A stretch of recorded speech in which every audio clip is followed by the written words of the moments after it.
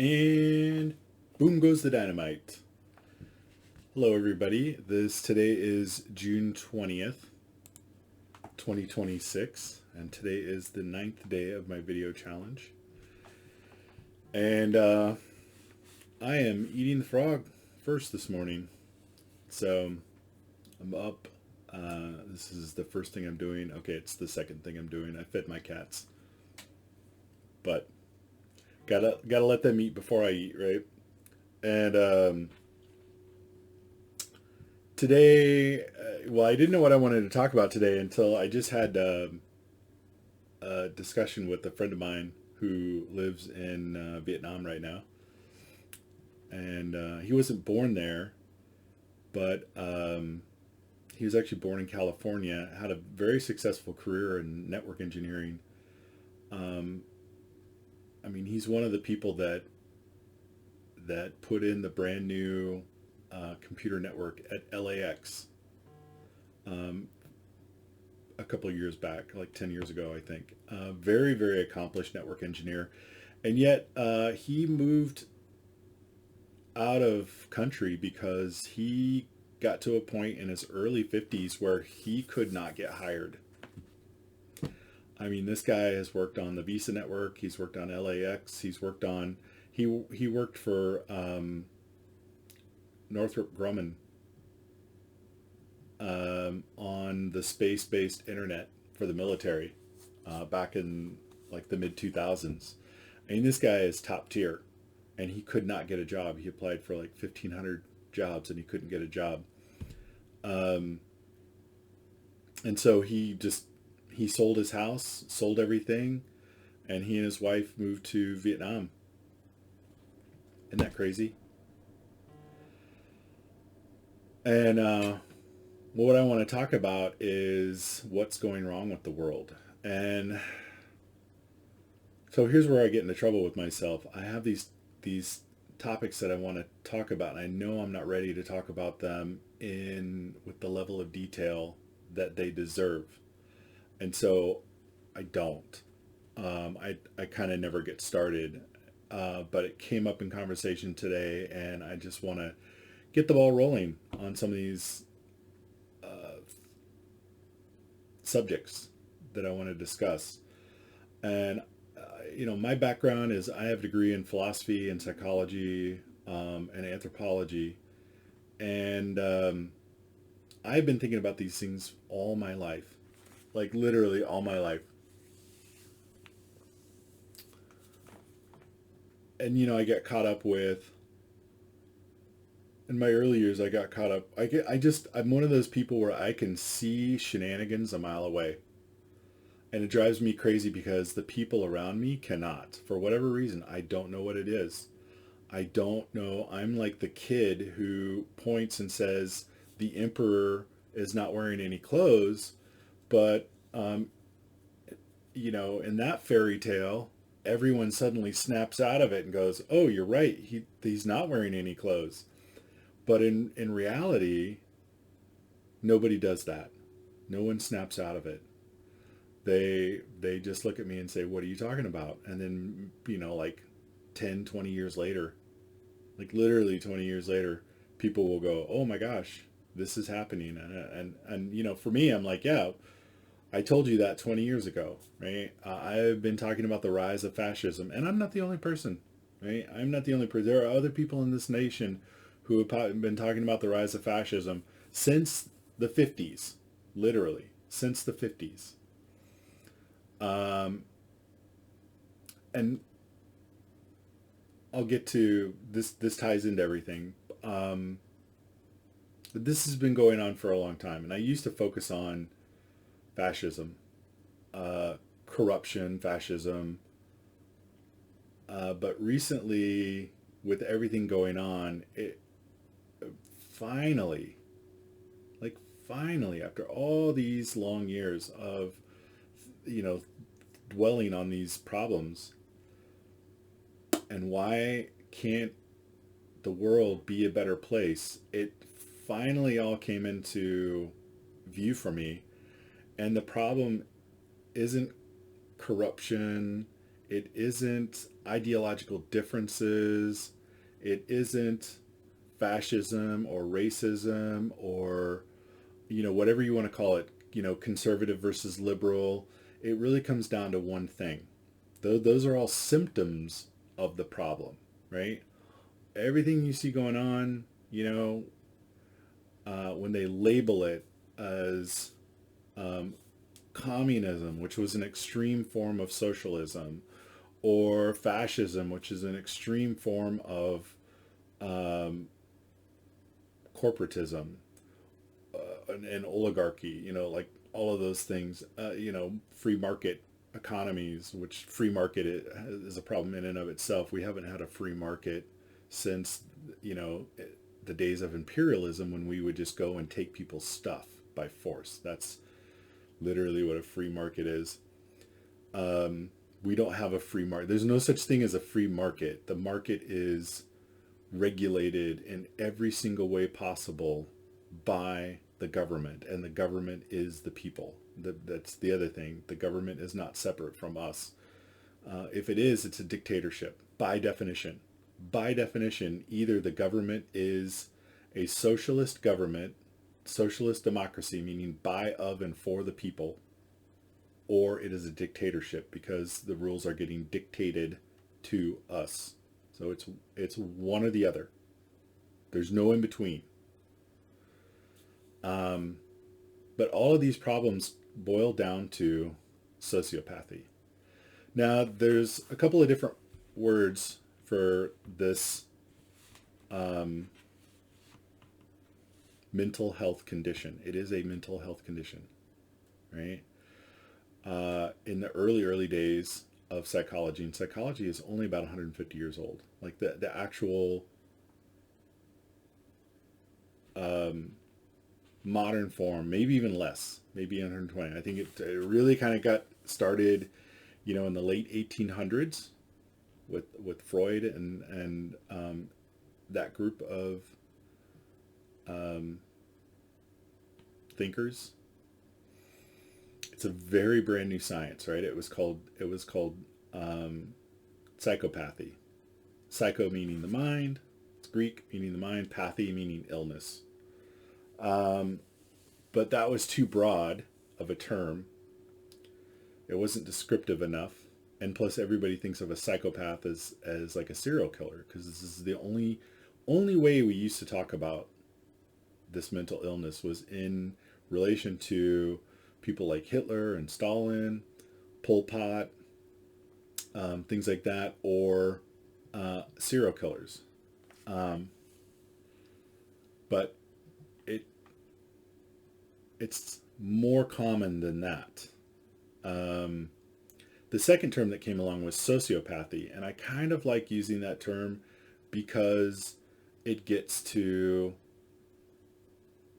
the root of the issue, which is a person who is a sociopath has an inability to interact with society in a healthy way.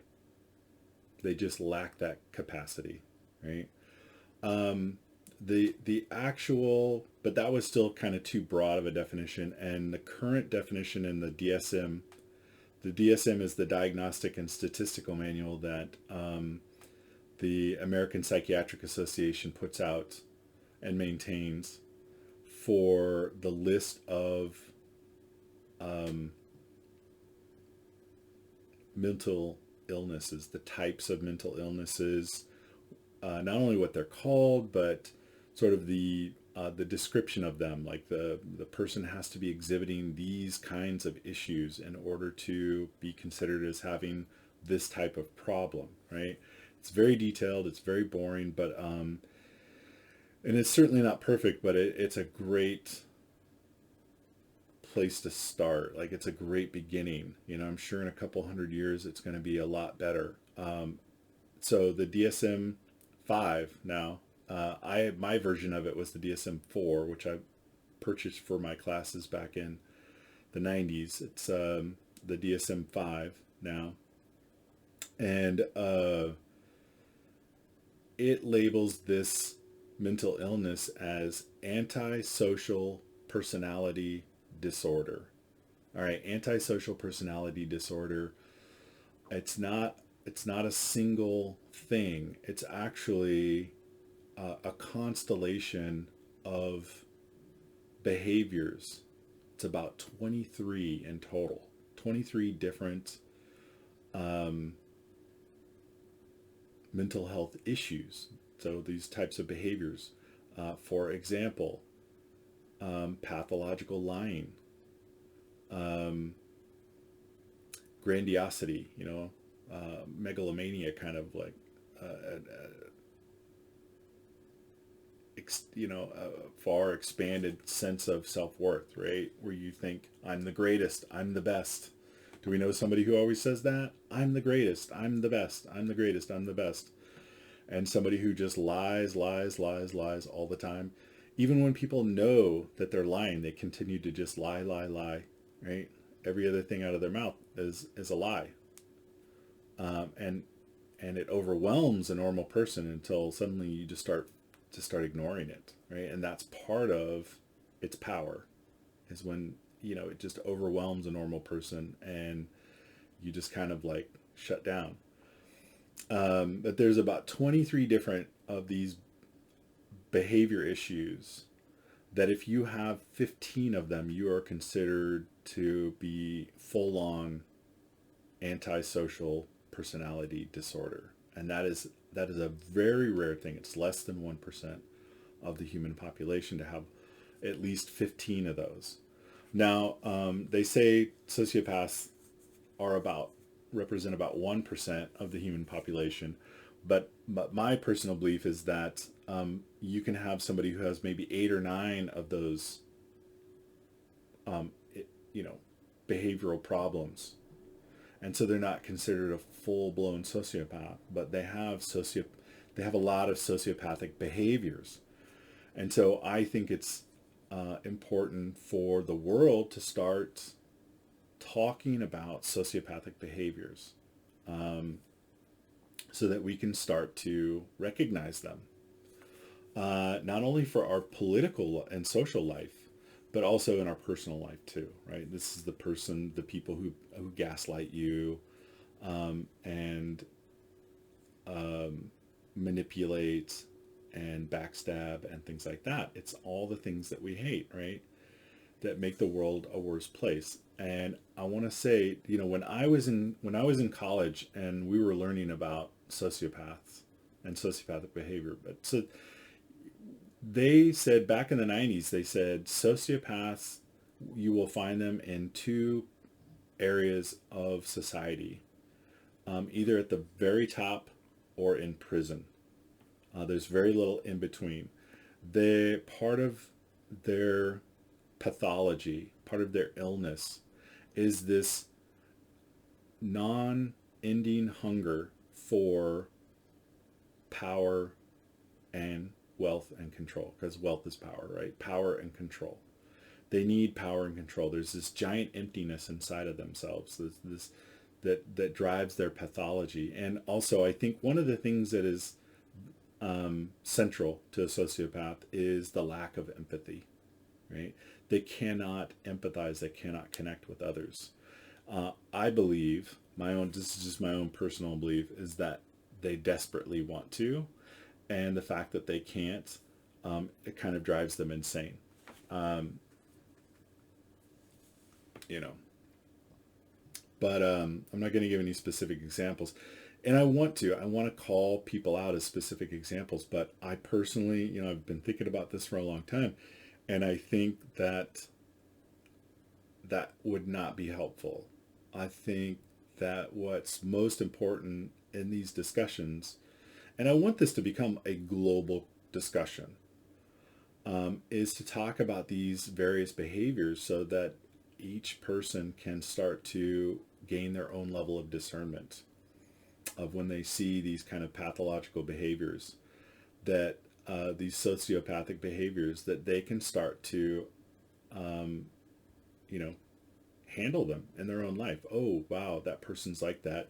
It's like somebody who has been in multiple abusive relationships. We've heard about those people that have been in multiple abusive relationships. And once they finally, that light bulb goes off and they understand what's going on, um, they see the pattern so well that they can spot an abusive person from across the room. They just be like, nope, and they steer clear. And they're like, oh, no, no, no, no, no. Not walking over there, not going, not interacting.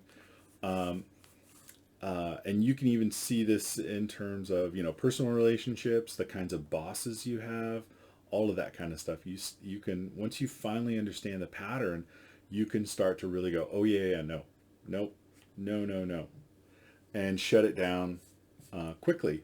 Okay? And I think that's the appropriate direction, because if we were to start to point people out um, as a society, um, it that would get weaponized, and that's not the point, right? It's not the point. It's the point is to teach everyone how to be more discerning, how to know when to steer clear of a person because of their troubling behavior, right? But this is one of the sociopath's main weapons, is to pretend like they are normal, like a normal human being. And this is why people get so um, this is why people get so disheartened about humanity, is that we have been told that sociopathic behavior is part of normal human behavior, and it is not. It is absolutely not part of normal human behavior. It is these are pathological behaviors, and they are found in, like, the range of behaviors in about 1% of humanity. That means the 99% of us do not behave that way. Now, I also have degrees in anthropology, and so putting my anthropologist hat on, back in the days of small communities, sociopaths were easier to spot and manage. Back in the hunter-gatherer tribes, the small tribes, they stuck out immediately. Everyone immediate was like, whoa, one of these things is not like the others. And they were generally kicked out of the tribe and sent off on their own. And back in those days, in the hunter-gatherer days, that was pretty much a death sentence. You were told to go away, and it was just too hard it was nearly impossible for a lone human to survive on their own back then, because of just the presence of predatory animals and the difficulties in finding something to eat and things like that. And so that's how that was managed. And also, as an anthropologist, we know that tribal groups have a lot more democratic processes, behaviors that we esteem in modern life, far more than what we have today. And so I personally believe that as we moved into agriculture, and it allowed our societies to grow and differentiate, we had division of labor and stratification of society. And that is the natural breeding ground of a sociopath. They can hide in the shadows. When you're in a small group of people and everybody knows your business, you can't. It's very difficult to hide who you are, and people see that really quickly, and they realize, oh yeah, But as the population has grown larger, it's very easy to hide. It's very easy to say one thing and do another.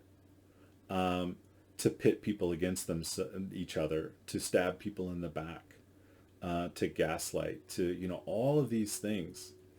And in that sense, sociopaths are like a virus. They present themselves as normal humans, as mentally healthy individuals. And mentally healthy individuals and this is called projection. All humans assume that everybody else is like them, right?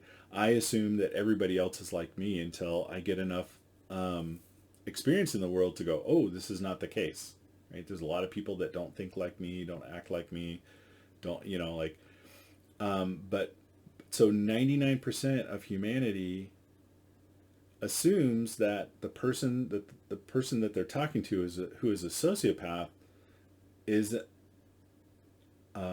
is a healthy human being, psychologically healthy human being, and they are not. They are so deviant in their mental illness that they are not even on the chart. They are way the heck over on the side of what we often commonly call criminally insane. Criminally insane. They do not have the capacity to make healthy decisions, and yet we find them in positions of power because that's the one thing that they are driven to their whole life. And it's kind of like they're going to get there or die trying. They don't have shame, they don't have remorse, and they don't have a brake pedal. They don't have an internal brake pedal. They just have a gas pedal. Go. And they only have one destination, right? Power. And this is why people give up hope on humanity, because we're told that this is just a regular part of humanity. Oh, you'll never get rid of this. No, that's not true. Less than 1%. Less than 1%. And if we start talking about this and we start saying, oh yeah, no, this is not appropriate, and making it easier to get elected officials out of office, don't make it a criminal of, it doesn't have to rise to the level of a criminal offense to fire someone. But that's kind of how we've made it in our government, that it has to be a criminal offense. No, make it easier to fire our elected officials. They are only elected officials. They are not kings or queens. They're not like none of this stuff, right? It like they just got hired by us. Fire them, right? The board of directors are the people that actually control every corporation. The CEO, the vice presidents, they're hired. Board of directors can fire them at will, right? Now they may have to pay off their contract, whatever. But that's what the people of the government are the board of directors. And we need to make it easier to fire people. And there was that one congressman from New York who lied about everything. This guy is a pathological liar, without a doubt. I don't care. I'm not a licensed psychologist. I'm not a licensed psychiatrist. But I can look at that guy and his behavior and say, yeah, he's a pathological liar. He cannot help but lie. That's what pathological means. It is an illness. It is a mental illness. He can't help it, right? Get him out of office. Don't put him in jail. Just get him out of office. And say, you can never do this again, right? You just can't. Sorry.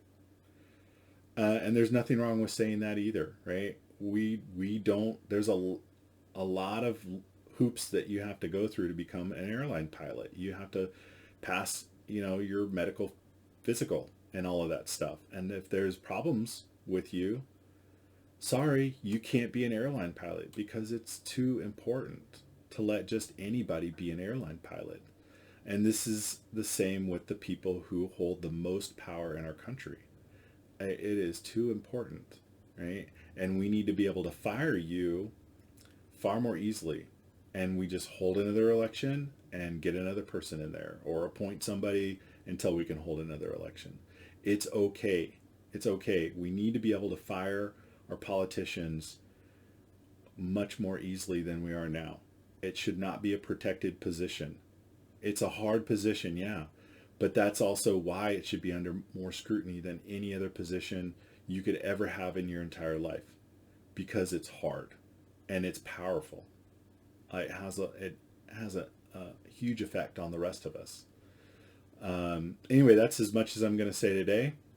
But I promise to come back and this will probably be like a multi-part thing, and I want to talk about all the different behaviors, that constellation of behaviors that makes up um, this mental illness. It is a mental illness.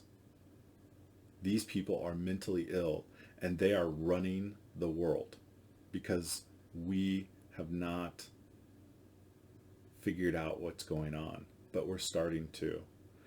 In President Trump's first term in office, it was the very first time in my life that I heard the mainstream news people talking about sociopathy in terms of our politicians. The only other time that I've ever heard them talk about that on the news was in relation to a serial killer. And now, finally, they're talking about it in terms of politicians. And I think that is a huge step forward for humanity, right? We are starting to wake up to this mental illness that is run rampant and is ruining our world. And that's not just politicians. It's people with lots of money, right? That's another problem. Um, Runaway wealth is not okay. It breaks the economy. It breaks the economy. And we should not allow it. And everyone would say that's not fair. And I would say, yeah, it's not fair, but the economy's not fair. It's completely made up. It's a construct. We can change it, and we need to change it when things are going wrong, because the economy is supposed to serve the greater whole, not a couple of people in the world. All right, that's where I'm going to leave you today. I love you all, and I look forward to seeing you again. Take care.